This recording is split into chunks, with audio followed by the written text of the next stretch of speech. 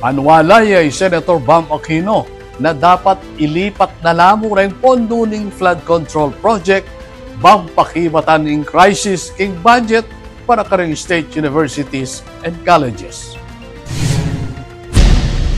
Migbabalayoy Senator Bam Aquino na posibleng mabot king 3.29 billion pesos in kakulangan king budget ng State Universities and Colleges o SUCs king banwang 2026 at kukulay JT na gamitan na rin pondong masasayang kareng maanumalyang flood control projects bang pakibatan in kakulangan.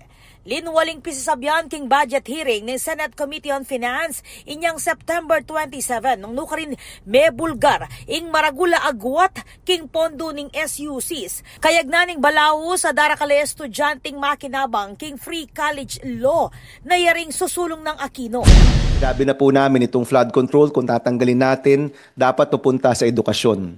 And rest assured po, hindi lang po yun sa basic education. Even though I am the chairman of basic education, we will make sure that support goes to basic and higher education.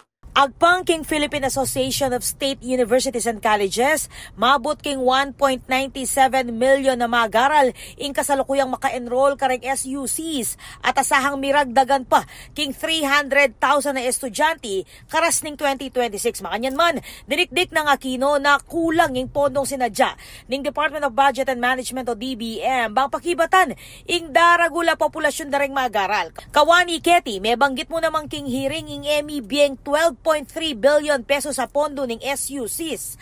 Maniba 2022 hanggang 2025 alakwas pang palala king kakulangan. King tansyaning Department of Finance, may luging 42.3 billion pesos hanggang 118.5 billion pesos ng ekonomiya.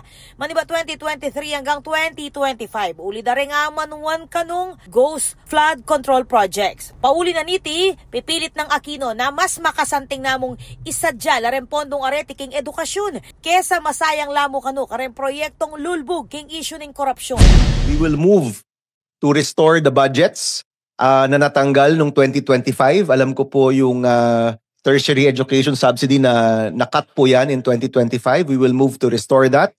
Apart from supporting the SUCs with the deficiency, apart from the request for more support for capital outlay, MOE, and personal services. King salukuyan, 26.147 billion pesos o halos 20% ng National Expenditure Program o NEP 2026 ang makasadya para king free college law. Makanyan man, Manuel Aquino na epamurin sa sapatitibang siguraduhan ng kalidad ng edukasyon dareng milyong-milyong kayanakan ang mamasa king libreng kolehiyo. Dinikdik ng senador na ing pamagpondo ng edukasyon iya dapat pisasabyan o pipapaten lakwas na't malino in crisis king budget.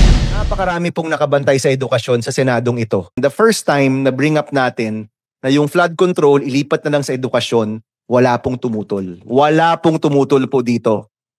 So we will do our best to make sure it's funded. We will do our best. But tulungan nyo rin po kami. We need the right data to make the right decisions. Ako po, Patricia Mamangon para King News Force Pampanga. Balitang tutuking Balen, susuyo.